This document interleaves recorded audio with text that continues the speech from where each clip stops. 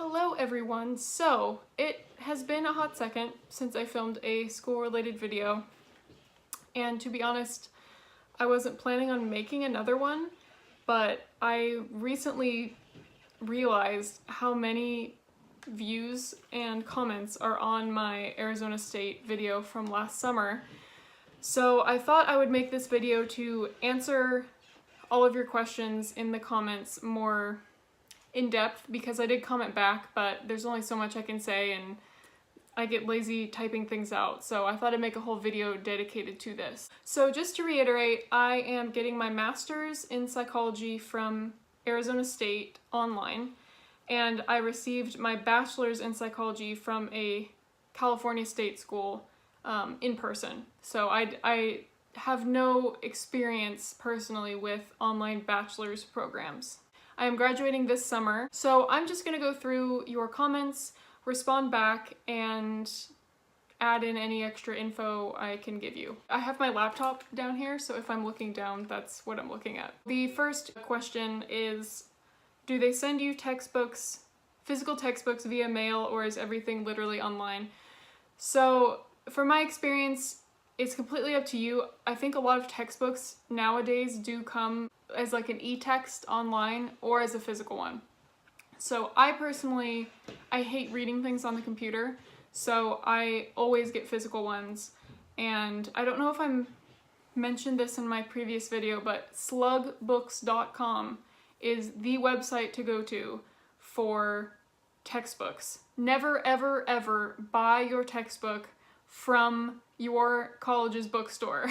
They are always so expensive, and there's a couple cases where you can't get around that. Some teachers compile specific texts into like a book, and so for those kind of things, I did, as an undergrad, I did have to go to the bookstore and buy it. But in terms of like mass-produced generic textbooks, slugbooks.com, type in the ISBN for your textbook, and it will price compare across like Valor Books, Amazon Rental, Chegg, a bunch of different things. So I always try and have my textbooks rented and used, because that's usually the cheapest. Typically I rent from Amazon because that's also the cheapest, but I have rented from Chegg before. Amazon rentals are really easy, and the whole concept is you pay less because the textbook's used and it's not yours, you're not keeping it. And you rent it for a semester, and then at the end of the semester, when you're done with the book, you print out a shipping label and you return it back to Amazon for free. That's just my 2 cents on textbooks. Like I said, personally I prefer regular textbooks, but I think in general, I mean, it's with an online program and online schooling in general, everyone's kind of on their own, so it's kind of up to you how you want to read your course material. And as far as the wording of the question, do they send you physical textbooks via mail? You need to look on the syllabus and get the textbook yourself from whatever sort of route you want to get it from. Another question was, roughly how many hours a week did you dedicate to coursework? For me, the one main difference I've found, like I had mentioned in my previous video, I received my bachelor's in person, but I did take a fair amount of classes online, just through my school. So I had prior online school or online class experience before enrolling in this fully online ASU program. For me, the only difference I have found in terms of a bachelor's program versus a master's program is obviously content, but the main difference is just the amount of work. So for how many hours a week do I dedicate to coursework, it is higher, it is more work than my bachelor's program, which I think is to be expected. But it depends on the class. So as in a master's program, so you can take up to 4 classes a semester. I take 1 per session, so I take 2 per semester, just because there's so much work, and you know, I want to get A's on everything, and I don't see a rush, because if you do one a session, it's a 2-year program. And most graduate programs typically are 2 years anyway. And then it just depends on the course itself. Like, are certain teachers, one teacher I had who I'm taking again in March, a lot of work. I would say 20 hours a week for this one class. But again, I'm taking this one class by itself, so I can put in that time. And I think most people for bachelor's, I'm assuming you would want to take 4 classes a semester, be full-time. And I would think maybe 20 to 30, just because there's usually less. There's just less stuff to do for an undergraduate course. So like I said, it's all up to you. If you're thinking about enrolling in a program and you are scared of the time commitment, I would suggest just taking one class your first session, just to kind of get a feel for it and see how you can fit that class into your working and daily life. Because like I said, that's what's great about online, is you can kind of tailor it to you and you don't have to change your whole life around just to go to school. This person also asked, how realistic is the program for full-time working adults?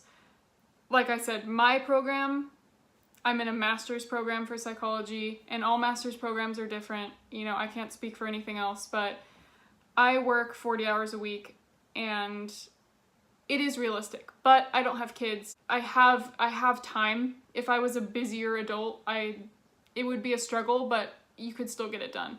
There's people in the discussion boards and people I've, virtually met in my classes who are parents, work full-time, like work a 9 to 5, have a couple kids, and they're still doing it. So it's really about dedication and about time management.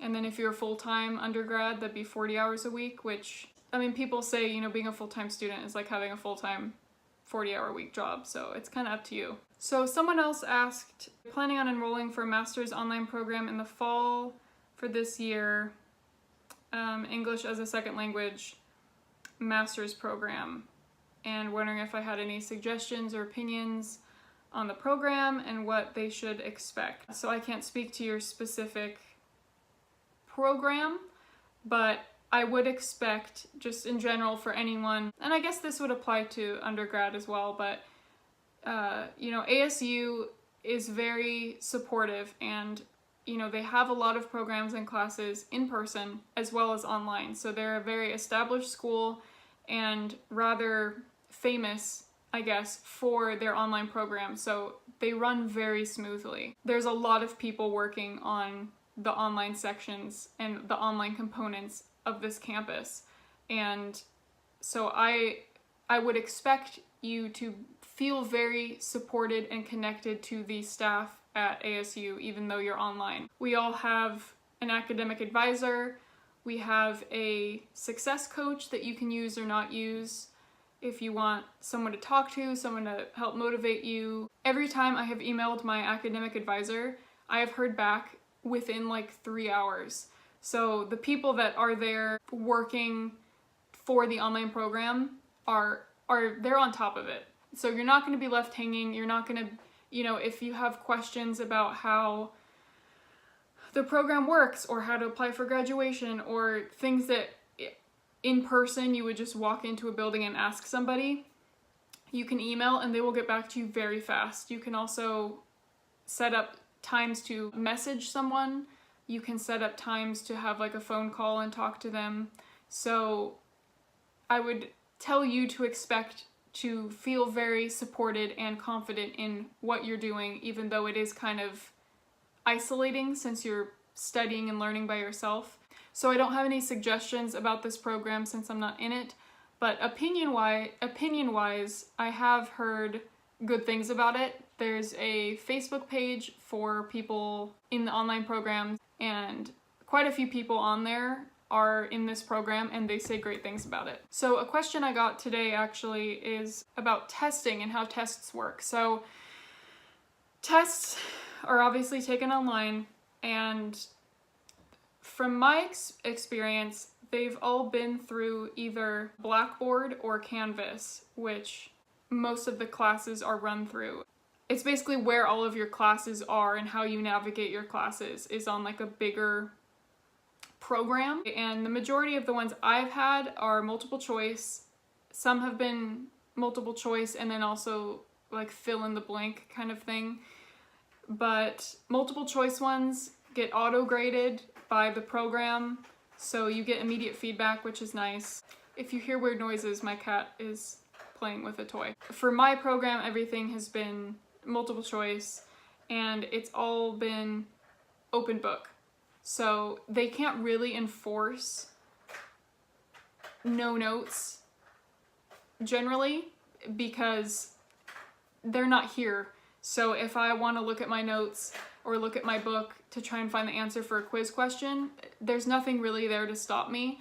But a lot of the quizzes and tests they have a very short time limit. So you don't have time, like if you haven't read the material, you don't have time to read through everything as you're taking this test to like find the answers to it. So I think because there's not enough time to do that, there's not really time to cheat. So I don't know how they do it in bachelor's programs. I'm wondering if master's programs, they care less about that. I have heard of some of the programs, and it depends on the teacher too.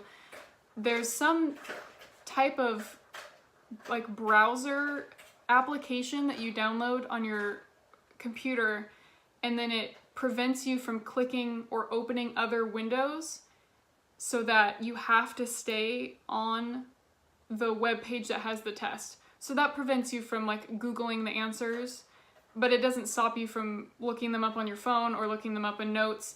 And I've also heard of some teachers who you have to have your webcam on, I think. So, or something where it's like they can see you take it, so if you look away from the screen to like look down at notes that are hidden, you get points taken off. Like I said, I've never had personal experience with that, but I've heard that from people, so it's kind of up to the teacher. But I think in general, you don't really have time to cheat because the exam, you have like a minute per question. Another question was, how far do you live from Arizona? I live in California, so I'm not super far. How close I am doesn't have an impact on the program or my success in the program. People are all over the place in the discussion boards where they introduce themselves. There's people deployed overseas, there's people in China and people in Hawaii, and they're all over the place. So I think I mentioned in my previous video, the only thing that is relevant in terms of where you are located in relation to Arizona is the time difference, because assignments are all due on Arizona time. So 11:59 p.m. Arizona time. So because we in California have daylight savings, sometimes there's a time change or a time difference between me and Arizona, and sometimes there isn't.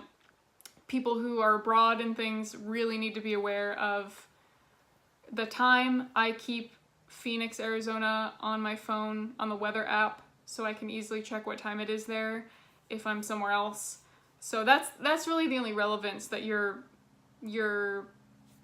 proximity to Arizona matters. So someone was asking about class structure, if it's primarily test/discussion board based or heavy in writing papers. For my program, I think it's more test and discussion board based than essay based.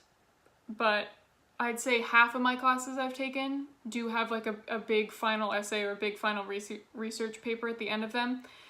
But I also think it depends on the subject. So English classes inherently are going to have more essays, no matter if you're in an online program or an in-person program. But psychology as an undergrad, I didn't write too many essays, so it's very similar online. I haven't had to write too many. So another comment I got today was, how much does the school cost for a BA, and do they have scholarships, or does FAFSA cover a lot of it? Cost is measured by credits or units. So how many credits you need for a program, the more credits you need, the more expensive a program is typically. So according to the website, which everything I'm saying right now can be, if you want more information, you should really just go to their website. It is asuonline.asu.edu. It's just the short way to get to it, but you can get to it just by typing in Arizona State University on Google. But they do have a breakdown. Undergraduate is $520 to $728 per credit hour. So some classes are like 3 credit hours. It's very, the hour thing's weird. It has nothing to do with time. It's basically the same thing as credits. So like a 3-unit class or a 3-credit class. But you're paying per credit. It says graduate per hour, 522 to 1,397 per credit hour. Mine is not that expensive. I don't know what program has it over 1,000 per credit hour. But, so, I mean, it's pricey, and I would guess it's about the same amount of money as an in-person graduate or undergraduate program. They do have scholarships. They have a lot of scholarships through the school itself that you can apply to based on your GPA or your socioeconomic level or your program. They have a lot for undergraduate programs. FAFSA, so I'm assuming this person, yeah, how much does the school cost for a BA? So FAFSA does cover bachelor's programs if you qualify, just like it would if you were going in your own state. So the FAFSA does not cover graduate programs, which I learned the hard way. So I have no personal experience with FAFSA and undergrad programs, but I've heard from that Facebook group and stuff that it covers the majority of it. I'm really enjoying my program. I'm really glad that I decided to receive my master's degree online. Just general things, I guess, that I didn't talk about in my previous video. Just kind of the day-to-day of being an online student. I think it really is about structure and time management. So depending on your work schedule and things like that, I sometimes find it useful to get out of the house and work on things in public somewhere, so I'm not tempted to get distracted by things around my house. I would almost always rather organize and clean than do schoolwork. Most, if not all, of the classes I've taken, typically you have something due midweek and something or multiple things due on Sundays. So a lot of the classes run Monday through Sunday. All the classes I've taken so far everything's due at midnight, so you can work on course material whenever you want. You just can't really get too far ahead. Depends on the class, but most classes, the week's worth of work opens up at the beginning of that week, so you can't get like 3 weeks ahead and then not have to do anything for 3 weeks. Also, kind of obvious, but having fast internet, reliable Wi-Fi, reliable computer is essential. And if you're thinking of an online program, don't let people tell you that you shouldn't do that or you're robbing yourself of the college experience or whatever, especially if you're like looking into a bachelor's program, because I had a decent college experience going in person for my bachelor's, but I would have preferred if I had done it completely online, to be honest. I think with education, it is very personal. It's a personal decision. So don't let people make you feel bad for it. There's such a stigma against online programs, which to an extent, I don't understand the stigma, but I get where some people are coming from, because there are online, like completely online universities that you get a degree and it means nothing because that school's not accredited. No one's gonna take your degree seriously. But Arizona State University isn't like that. It's an actual college. It's a state school, just like California State University Chico or California State University San Diego. It's an actual school that you can physically go to, and it just happens that half of the programs are also offered online. So thank you for watching. I hope this was useful. I hope you decide to go to ASU if that is what you think is best for you, and best of luck. Go Sun Devils!